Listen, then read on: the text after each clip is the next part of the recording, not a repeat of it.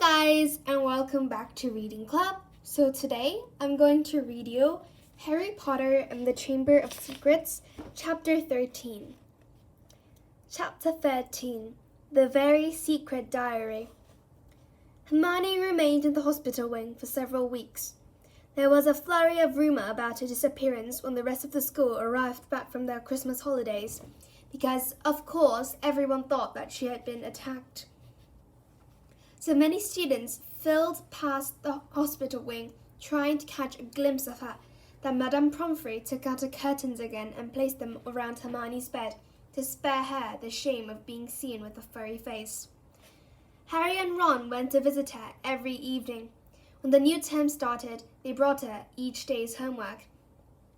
"If I'd spider whiskers, I'd take a break from work," said Ron, tipping a stack of books onto Hermione's bedside table one evening. "Don't be silly, Ron. I've got to keep up," said Hermione briskly. Her spirits were greatly improved by the fact that all the hair had gone from her face and her eyes were starting to turn slowly back to brown. "I don't suppose you've got any new leads," she added in a whisper so that Madame Pomfrey couldn't hear.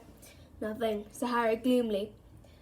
"I was so sure it was Malfoy," said Ron for about the 100th time. "What's that?" asked Harry, pointing to something gold sticking out from under Hermione's pillow. "Just a get well card," said Hermione hastily, trying to poke it out of sight, but Ron was too quick for her. He pulled it out, flicked it open, and read aloud. "To Miss Granger, wishing you a speedy recovery from your concerned teacher, Professor Gilderoy Lockhart, Order of Merlin, 3rd class, honorary member of the Dark Force Defense League, and 5-time winner of Weekly's Most Charming Smile Award." Ron looked up at Hermione, disgusted. "You sleep with this under your pillow?" But Hermione was spared answering by Madame Pomfrey sweeping over with her evening dose of medicine. "Is Lockhart the smarmiest bloke you've ever met, or what?" Ron said to Harry as they left the infirmary and started up the stairs toward Gryffindor Tower. Snape had given them so much homework, Harry thought he was likely to be in the 6th year before he finished it. Ron was just saying he wished he had asked Hermione how many rat tails he was supposed to be adding to a hair-rising potion when an angry outburst from the floor above reached their ears. "That's Filch," Harry muttered as they hurried up the stairs and paused out of sight, listening hard. "You don't think someone else has been attacked?" said Ron tensely. They stood still, their heads inclining toward Filch's voice,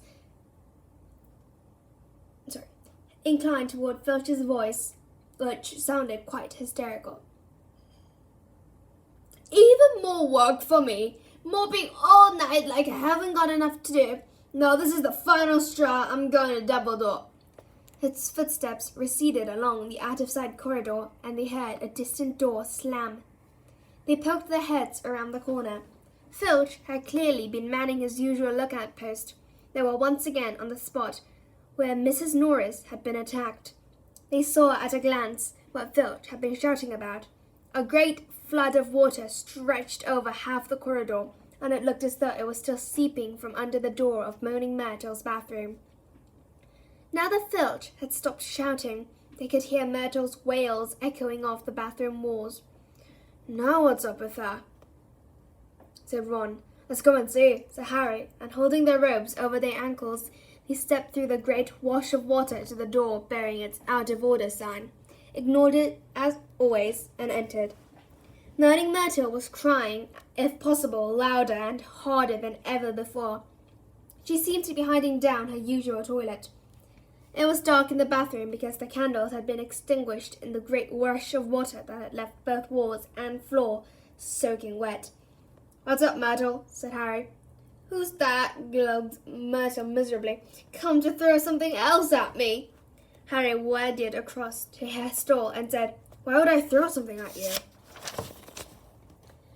"Don't ask me," Myrtle shouted, emerging with a wave of yet more water which splashed onto the already soaping floor. "Here I am, minding my own business, and someone thinks it's funny to throw a bug at me." "But it can't hurt you if someone throws something at you," said Harry reasonably. "I mean, it'd just go right through you, wouldn't it?" He had said the wrong thing. Myrtle puffed herself up and shrieked. Let's all throw books at Myrtle because she can feel it. 10 points if you can get through her stomach. 50 points if it goes through her head. Well, ha ha ha, what a lovely game. I don't think.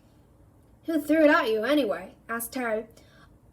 I don't know. I was just sitting in the U-bend thinking about death and it fell right through the top of my head, said Myrtle, glaring at them.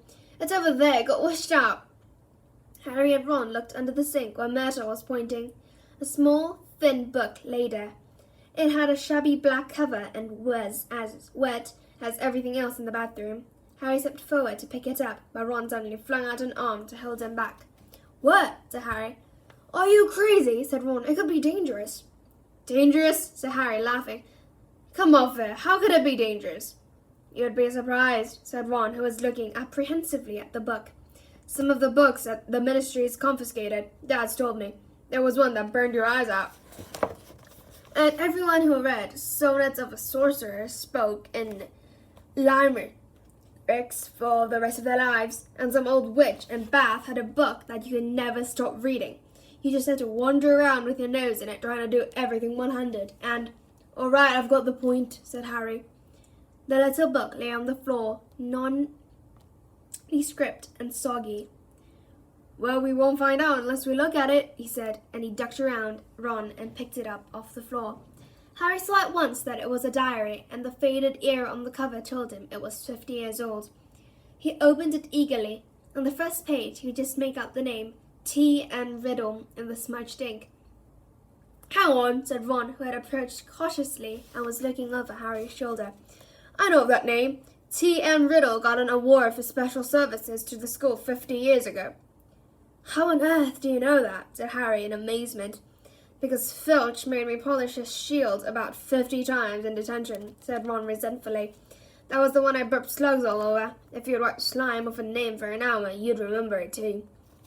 Harry peeled the wet pages apart. They were completely blank. There wasn't the faintest trace of writing on any of them, not even Auntie Mabel's birthday or dentist 3:30. He never wrote in it, said Harry, disappointed. I wonder why someone wanted to flush it away, said Ron, curiously. Harry turned to the back cover of the book and saw the printed name of a variety store on Vauxhall Road, London. He must have been Muggle-born, said Harry thoughtfully, to have Ron a diary from Vauxhall Road. Well, it's not much use to you, said Ron. He dropped his voice. 50 points if you can get it through Myrtle's nose. Harry, however, pocketed it.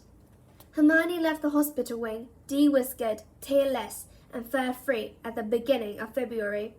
On her first evening back in Gryffindor Tower, Harry showed her T.M. Riddle's diary and told her the story of how they had found it.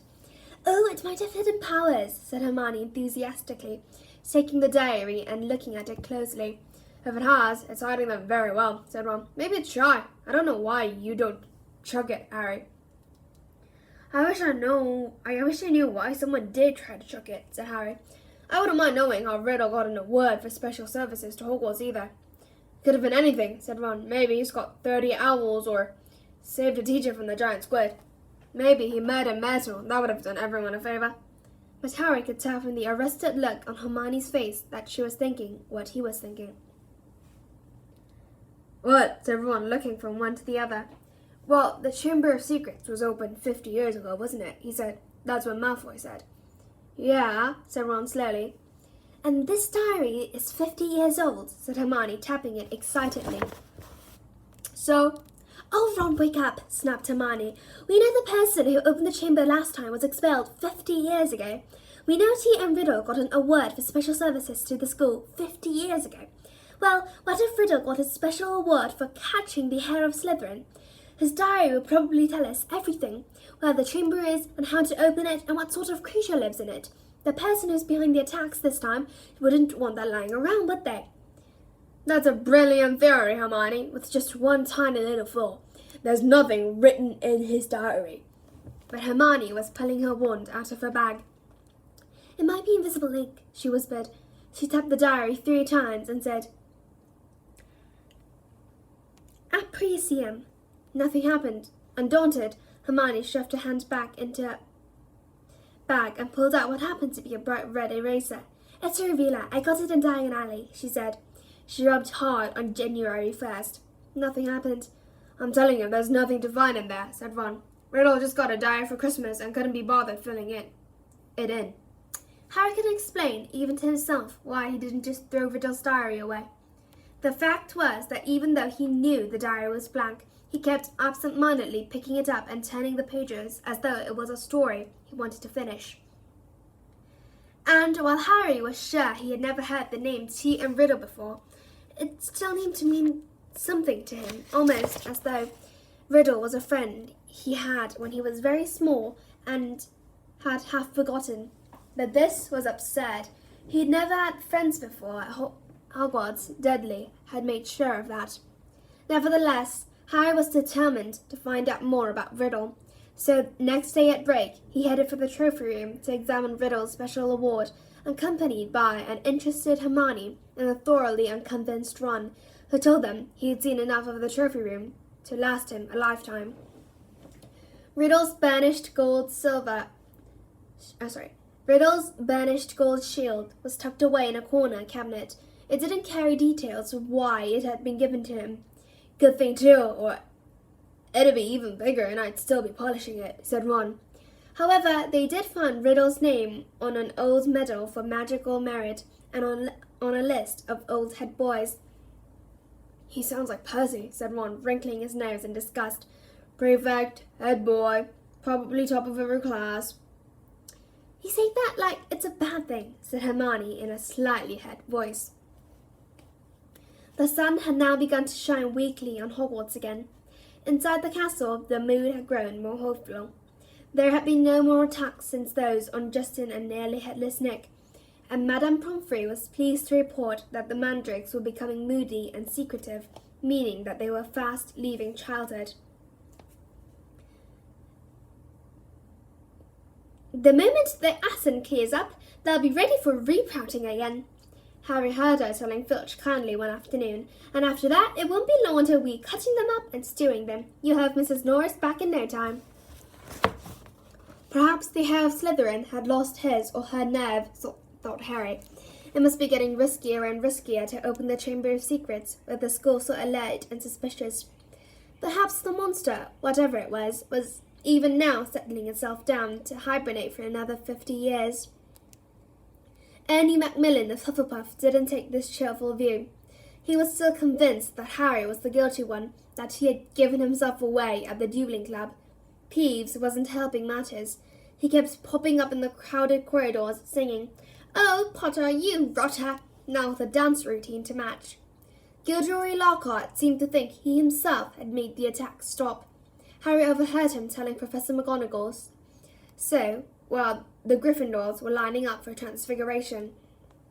"I don't think there'll be any more trouble, Minerva," he said, tapping his nose knowingly and winking. "I think the chamber has been locked for good this time. The culprit must have known it was only a matter of time before I caught him. Rather sensible to stop now before I came down hard on him.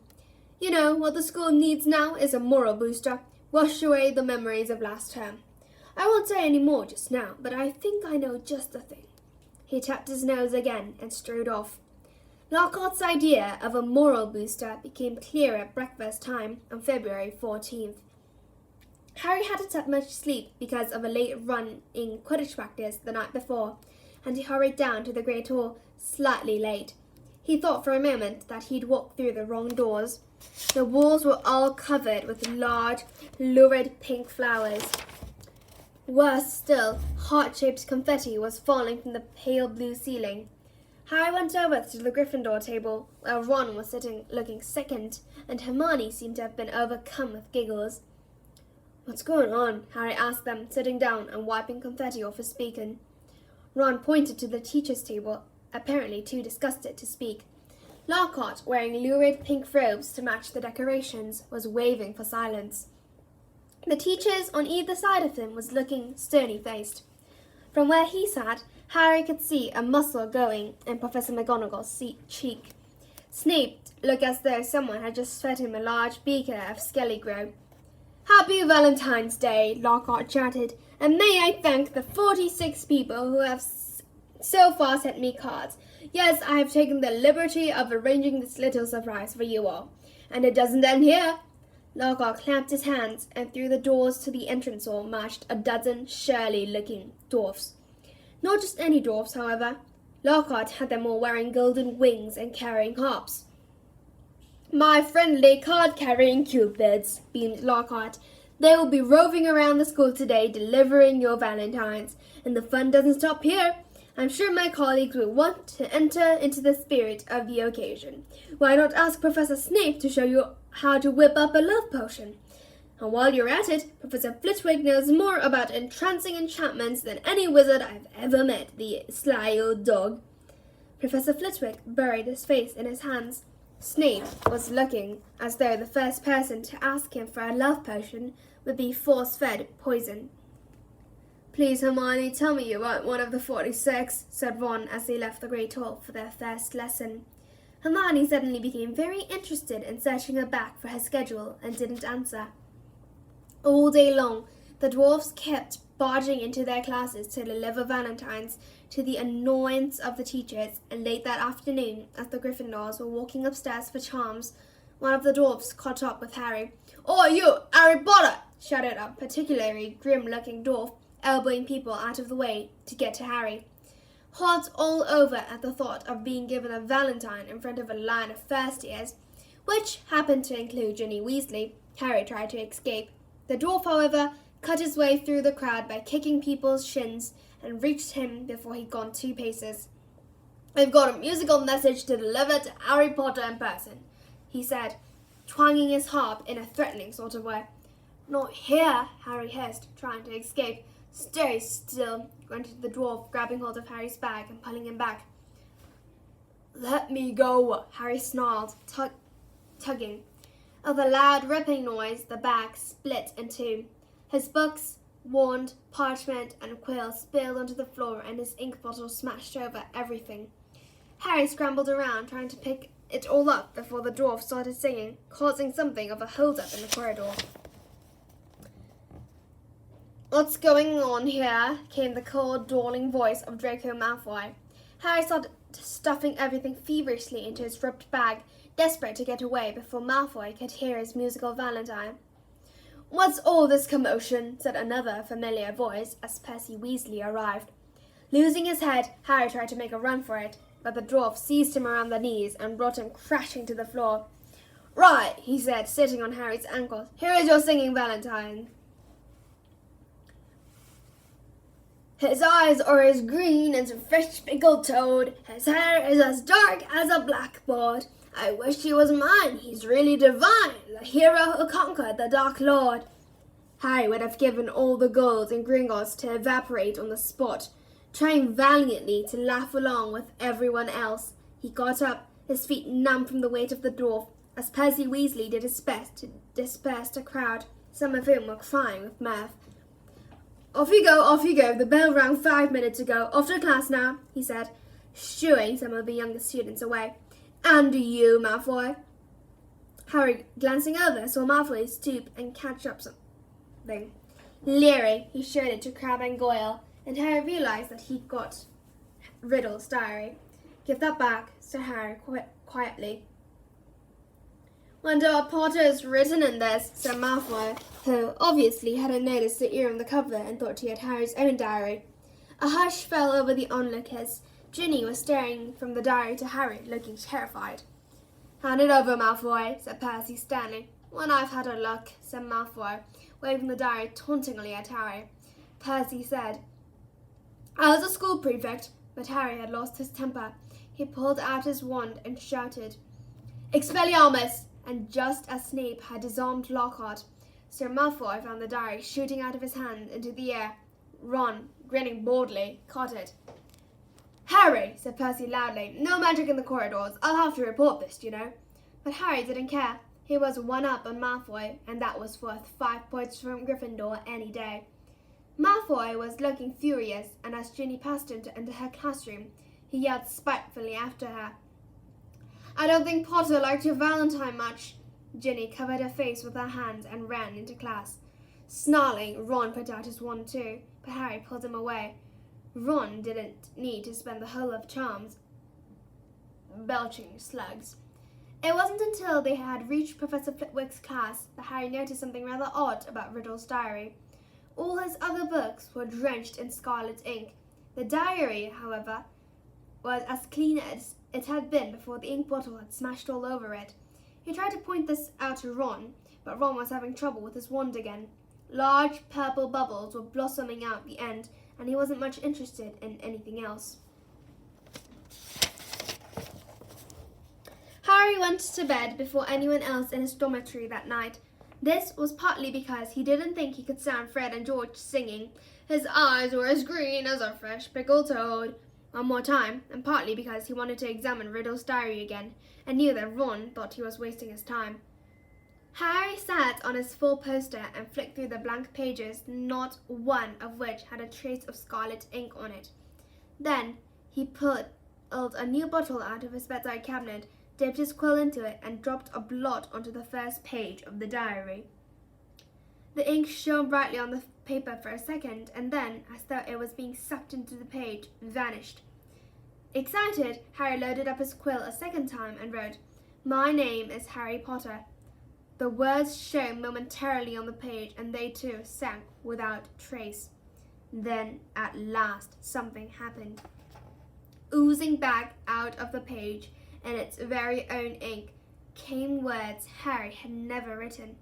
"Hello, Harry Potter. My name is Tom Riddle. How did you come by my diary?" These words, too, faded away, but not before Harry had started to scribble back. Someone tried to flush it down the toilet. He waited eagerly for Riddle's reply. "Lucky that I've recorded my memories in some more lasting way than ink, but I always knew that there would be those who would not want this diary read." "What do you mean?" Harry scrawled, blotting the page in his excitement. "Oh, sorry."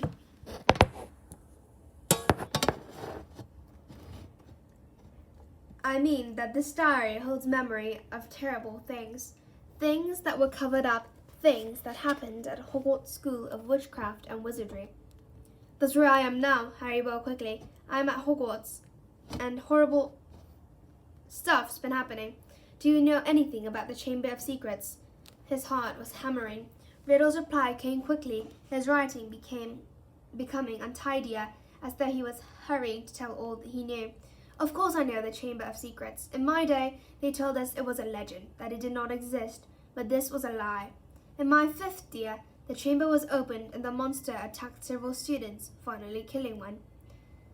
I caught the person who had opened the chamber and he was expelled. But the headmaster, Professor Dippet, ashamed that such a thing had happened at Hogwarts, forbade me to tell the truth. A story was given out that the girl had died in a freak accident. They gave me a nice, shiny, engraved trophy for my trouble and warned me to keep my mouth shut. But I knew it could happen again. The monster lived on, and the one who had the power to release it was not imprisoned." Harry nearly upset his ink bottle in his hurry to write back. "It's happening again. Now, there have been 3 attacks, and no one seems to know who's behind them. Who was it last time?" "I can show you if you like," said Riddle's reply. "You don't have to take my word for it. I can take you inside my memory of the night when I caught him." Harry hesitated, his quill suspended over the diary. What did Riddle mean? How could he be taken inside someone else's memory?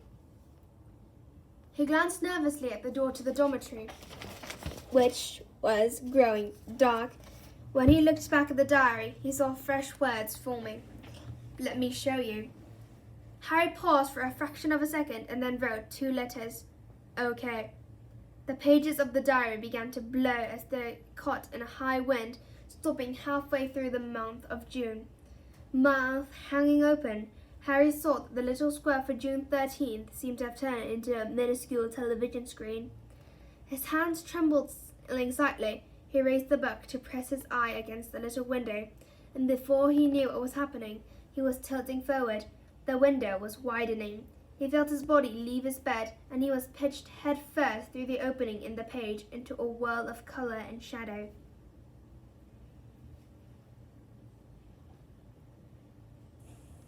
He felt his feet hit solid ground and stood, shaking as the blurred shapes around him came suddenly into focus. He knew immediately where he was.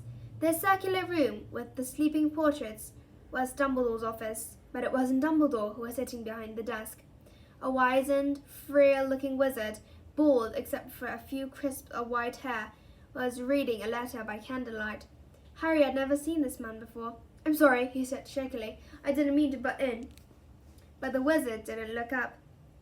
He continued to read, frowning slightly. Harry drew nearer to his desk and stammered, I'll just go, shall I?" Still, the wizard ignored him. He didn't seem to even have heard him. Thinking that the wizard might be deaf, Harry raised his voice.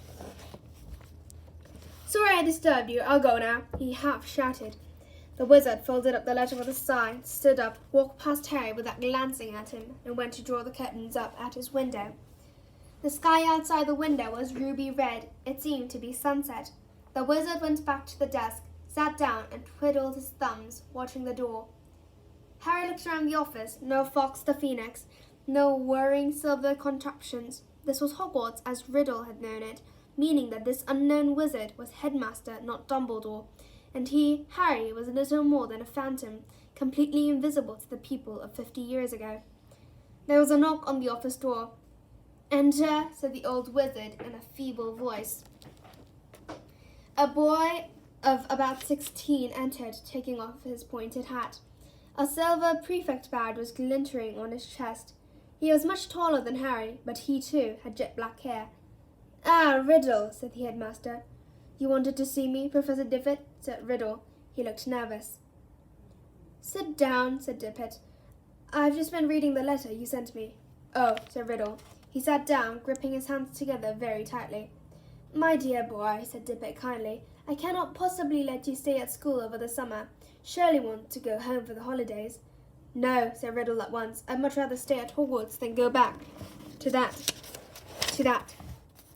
"You live in a Muggle orphanage during the holidays, I believe?" said Dippet curiously. "Yes, sir," said Riddle, reddening slightly. "You are Muggle-born?" "Half-blood, sir," said Riddle. "Muggle father, witch mother. And are both your parents?" "My mother died just after I was born, sir. They told me at the orphanage she lived just long enough to name me. Tom after my father, Marvolo after my grandfather." Dippet clunked his tongue sympathetically. "The thing is, Tom," he said, sighed, "special arrangements might have been made for you, but in the current circumstances—" "You mean all these attacks, sir?" said Riddle, and Harry's heart leapt, and he moved closer, scared of missing anything. "Precisely," said the headmaster.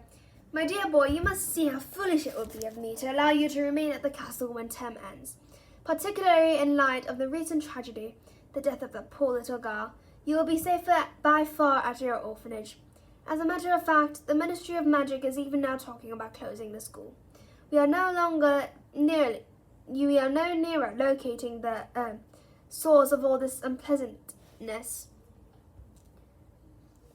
Riddle's eyes had widened. "Sir, if the person was caught, if it all stopped—" "What do you mean?" said Dippet with a squeak in his voice, sitting up in his chair. "Riddle, do you mean you know something about these attacks?" "No, sir," said Riddle quickly. But Harry was sure it was the same sort of no that he himself had given Dumbledore. Dippet sank back, looking rather faintly disappointed. "You may go, Tom." Riddle slid off his chair and slouched out of the room. Harry followed him. Down the moving spiral staircase they went, emerging next to the gargoyle in the darkening corridor. Riddle stopped, and so did Harry, watching him. Harry could tell that Riddle was doing some serious thinking. He was biting his lip, his forehead furrowed.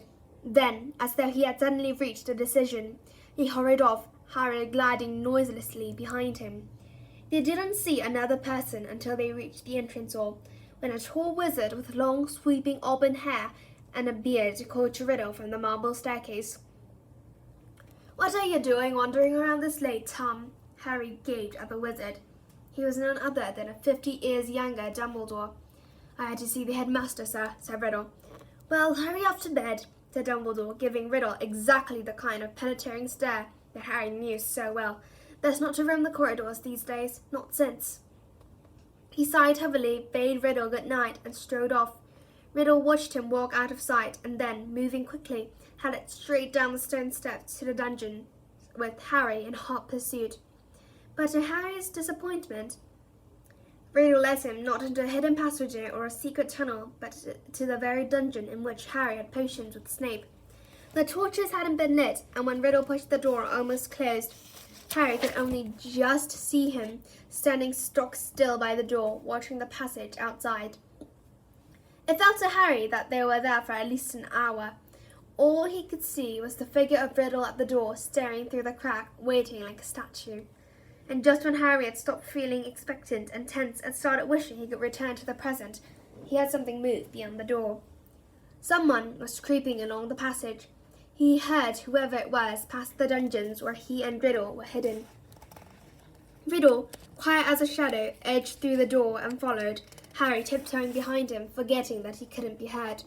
For perhaps 5 minutes they followed the footsteps until Riddle stopped suddenly, his head inclined in the direction of new noises. Harry had a door crack open, and then someone speaking in a hoarse whisper. "Come on, gotta get you out of here. Come on now, in the box." There was something familiar about that voice. Riddle suddenly jumped around the corner. Harry stepped out behind him. He could see the dark outline of a huge boy who was crouching in front of an open door, a very large box next to it.